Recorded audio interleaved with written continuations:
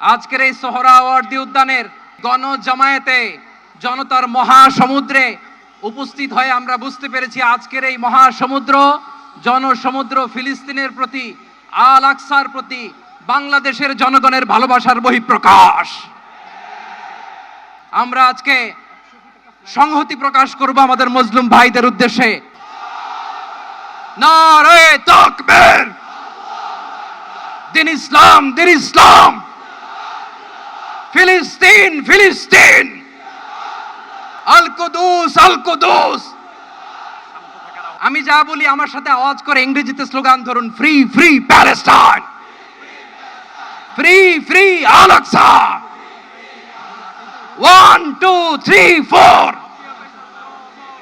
genocide no more, from the river to the sea, Palestine will be free.